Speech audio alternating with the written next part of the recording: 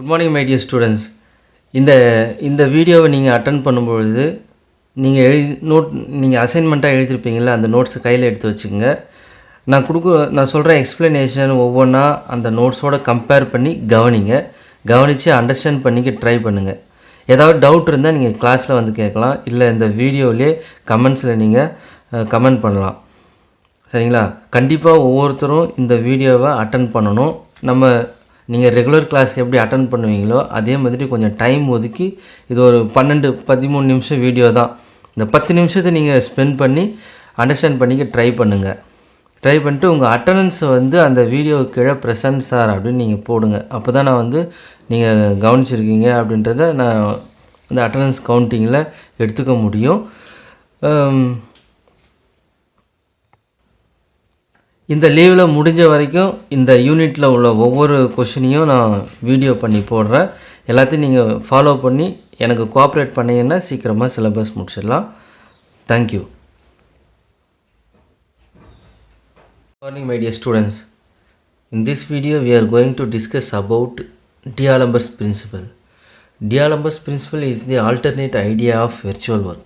So the D'Alembert's principle is based on the principle of virtual work.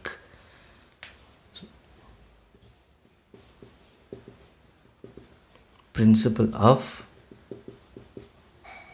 virtual work. So what is the meaning of virtual work? It is very easy to understand. Let me take a particle and let me take a system. It consists of n number of particles. Now we apply a force on it. Here also we apply a force to the system. Actual process is, whenever a particle receive a force, it will move from one place to another place. It is called displacement. Here also the particles are experiences a force. It will move from one place to another place within the system. That is the actual process. But in the case of virtual work, there is no displacement takes place. There is no displacement takes place. So the total work del W equal to 0. The del W is called virtual work. That means total force F is also 0. So work is 0, total force is 0, then the displacement is vanished.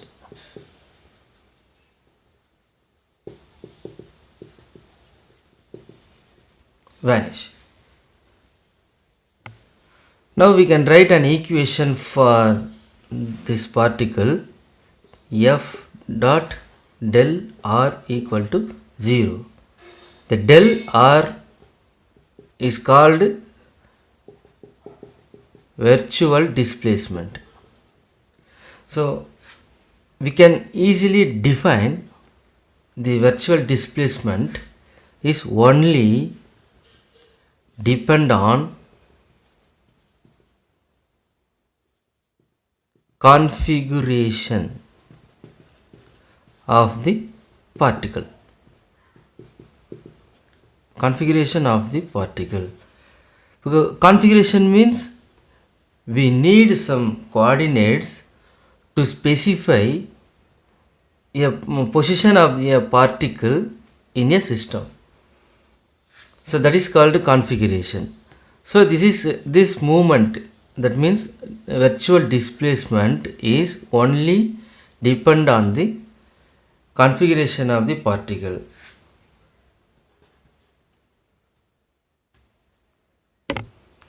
So and also not associated with time.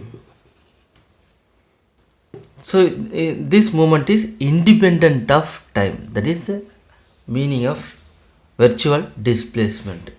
Now we can write the same equation to the system of n number of particles. Here I equal to 1, 2 to n. Therefore we can easily obtain the equation sum over I equal to 1 to capital N, the same f I del Ri equal to 0. Let us consider the same particle, the same system is constrained. The equation will be rewrite as sum over I equal to 0 to capital N Fi dot del Ri plus small f del Ri equal to 0. Here small f is force of constraint. We can indicate C in the superscript. Here we can indicate A for applied force in the superscript. We can add here also I equal to 0 to n.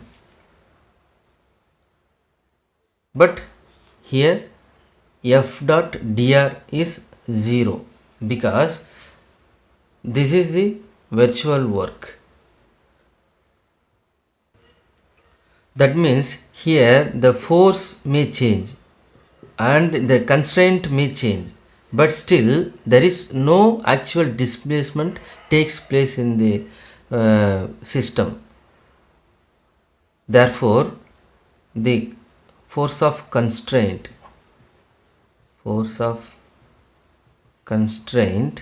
is always 0.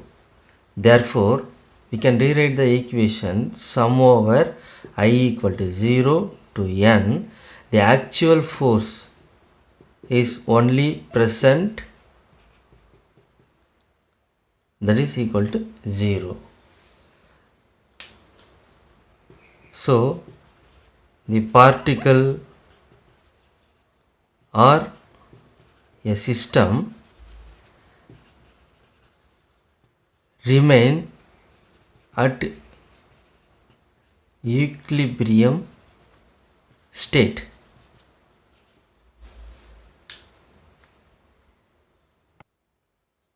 So this equation is called principle of virtual work. Therefore already we told that the principle of virtual work is the basic idea of D'Alembert's principle. But D'Alembert got an idea, a new idea about this system of equation. So his idea is this virtual force, that means this actual force is not enough to stable a particle continuously. That is the idea of D'Alembert. So it need an additional force to continue its static equilibrium, to maintain its static equilibrium position. That is the new idea of the D'Alembert's principle. So he rewrite the equation Fi, this is applied force, that is equal to P dot. Then we can easily write Fi minus Pi equal to 0.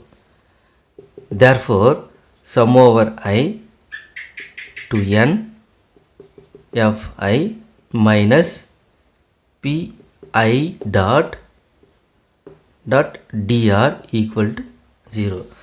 This is the D'Alembert's correction of the equation.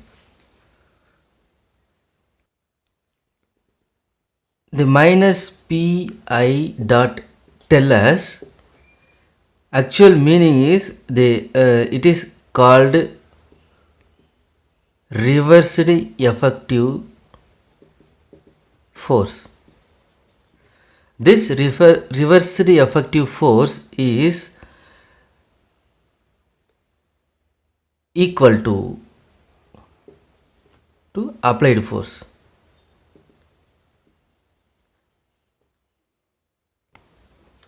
We put here also I and here also I. Then we can rewrite the same equation here also. Sum over I equal to 0 to n F, that is applied force dot, now we can apply the D'Alembert's correction, minus Pi dot del Ri plus sum over I to n, this is the constraint force dot del R I equal to 0. The constraint force is always 0, already we applied it.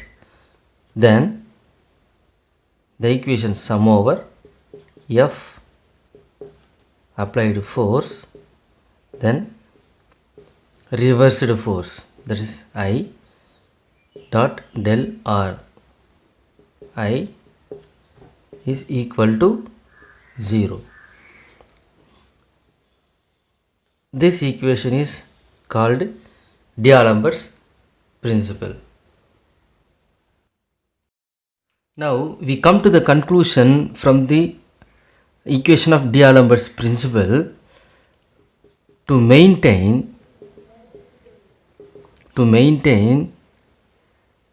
its static equilibrium position of a particle, it need an applied force and equal and opposite force. It will be equal to the applied force, that is called minus Pi dot, this Pi dot minus Pi dot is also called as reverse force of inertia. Reverse force of inertia. So this reverse force of inertia must equal to the applied force. Then only the particle always stable or in the equilibrium position. That is the idea of D'Alembert's principle.